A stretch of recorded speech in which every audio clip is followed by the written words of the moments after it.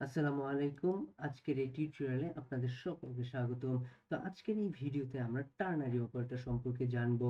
তো ternary operator আসলে কি? টার্নারি অপারেটর হলো যে অনেকগুলো শর্তকে একই লাইনে বা খুব ছোট আকারে দিয়ে দেওয়া। তো চলুন এগুলোকে আমরা এক্সাম্পলের মাধ্যমে দেখে আসি। ধরেন লেট এ একটা ভেরিয়েবলের ভিতরে আমরা একটা সংখ্যা নিলাম কত 10, ওকে? তো এটাকে আমরা যদি এখন if else এর মাধ্যমে দেখি। আচ্ছা, if else এর মাধ্যমে কেন দেখতেছি? কারণ এই if else শর্তটাকে আমরা টার্নারি অপারেটরের মাধ্যমে একই লাইনে কিভাবে করা যায় সেটাকে দেখবো। তো চলুন প্রথমে আমরা if else এর একটা শর্তের মাধ্যমে দেখি। প্রথমে if এর জন্য কি করতে হবে? একটা শর্ত দিয়ে দিতে হবে। যদি a কি করে, যদি a 8 এর বড় হয়, যদি a 8 এর বড় হয় তাহলে তুমি আমাকে কনসোল লক করে দাও।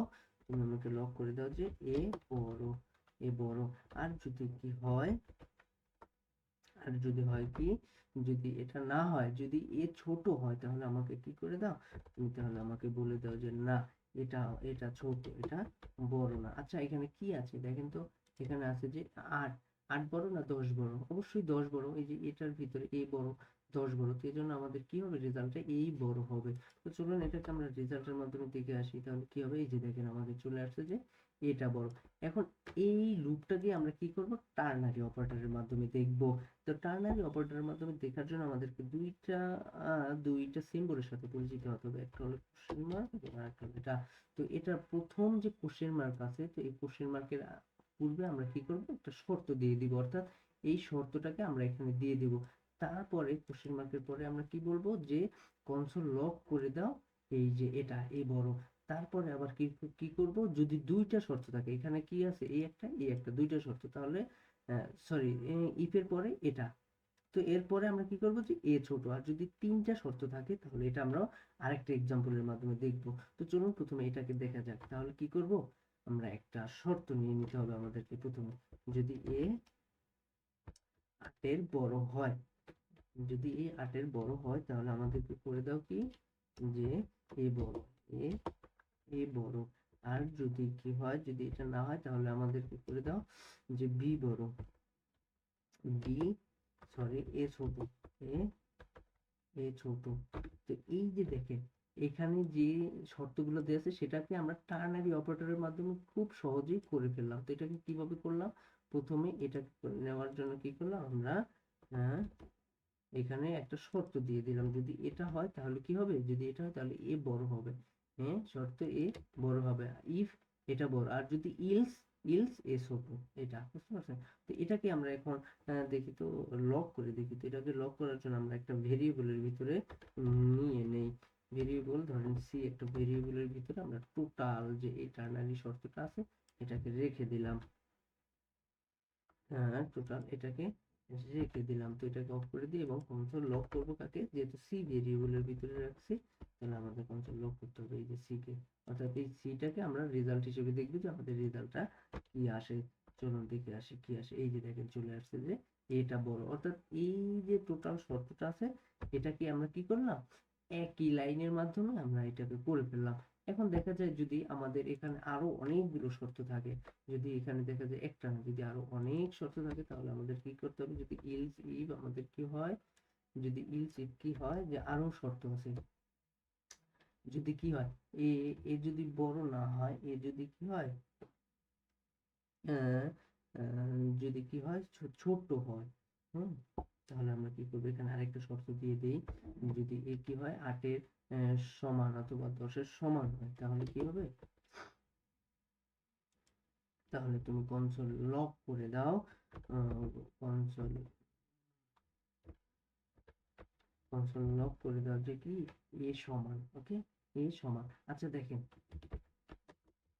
আমরা যে দুইটা শর্ত নিছি, তো শর্ত এটাও সত্য, এটাও সত্য, তো আমাদের যে কোনো একটাকে তো প্রিন্ট করবে। তো এই ক্ষেত্রে আমাদের এই ফিল্ডস কি করে, যেটা যদি থাকে, যেটা প্রথমে থাকবে সেটাকে আগে প্রিন্ট করবে। তাহলে এখানে আমরা কি করে দিলাম, এ 12 করে দিলাম। অর্থাৎ যে এ এ হলো কি ছোট, তাহলে এটা মিথ্যা হয়ে গেল। আর যদি এটা হয় দেখেন এ সমান, আর যদি ইলস না হয়, ইলস হয় তাহলে কি দিয়ে দিলাম আমরা, ইলস ইলস ইলস সমান না, ইলস আমরা কি দিয়ে দিলাম, সমান না। ওকে, তো এখন এই তিনটা শর্তকে আমরা টার্নারি অপারেটরের মাধ্যমে কিভাবে লিখতে পারি? এই তিনটা শর্তকে আমরা টার্নারি অপারেটরে লেখার জন্য আমাদের কিভাবে করতে হবে? এই যে দেখেন, আমরা দেখে দিচ্ছি, এটাকে করতে হবে যে প্রথমে আমাদের শর্তটা নিতে হবে। তাহলে প্রথম শর্তটা আমাদের কি আছে? প্রথম শর্তটা আছে ইকুয়াল টু 12। তারপরে আমাদের কোশ্চেন, অর্থাৎ যদি ইফ এটা হয় তাহলে আমাদেরকে প্রিন্ট করবা এ বড়। আর তারপরে কি আছে? তারপরে আছে ইলস ইফ, আবার আরেকটা শর্ত নিতে বলতেছে। তো আরেকটা শর্ত নেওয়ার জন্য আমরা কি করব? আবার যদি এ, আরেকটা শর্ত নেই, যদি এটা হয় যে এ যদি 10-এর সমান হয় তাহলে আমাদেরকে কি করবা? তাহলে আমাদের কি করে দাও, ইলস এ সমান, এ সমান। আর যদি না হয় ইলস, ইলস করে দাও, ইলস সমান না, সমান না। ওকে, সমান না। তো এটাকে আমরা এখন, এই যে দেখেন, এই কতগুলো কোডকে আমরা একটা সিঙ্গেল লাইন কোডের মাধ্যমে নিয়ে আসলাম। তো এটা কি হলো যে কি, টার্নারি অপারেটর। তো টার্নারি অপারেটর এটাকে আমরা এখন যদি কনসোল লক করে দেখি, অর্থাৎ একটা কনসোল লক করার জন্য আমরা একটা ভেরিয়েবলের ভিতরে এটাকে নিয়ে দেই। তো ভেরিয়েবলটা ধরলাম, এটা একটা সি ভেরিয়েবলের মধ্যে নিয়ে নিলাম। এখন এটাকে কি করবো আমরা, আচ্ছা এখানে ভুল হয়েছে, সি ভেরিয়েবলের ভিতরে এলজি লক করে দিলাম, এলজি লক করে দিলাম ওটাকে সিকে। আচ্ছা এটাকে আমরা এখন অফ করে দিই। তো চলুন এটার রেজাল্টটা দেখে আসি, তারপর কি হবে। এই যে দেখেন, এ সমান কি আসছে আমাদের, এই এ সমানটা, অর্থাৎ টার্নারি অপারেটরের মধ্যে আমরা কি করব, অনেকগুলো কোডকে একই লাইনে করতে পারবো। তো এটাই হলো আমাদের টার্নারি অপারেটরের মূল বিষয়বস্তু। যদি এরকম আরো থাকে, যদি ইলস, আরো ইলস ইফ চলতে থাকে, আরো ইলস ইফ, তাহলে এভাবে আমাদেরকে এরকম শর্ত দিয়ে দিতে হবে। তো ধন্যবাদ সকলকে।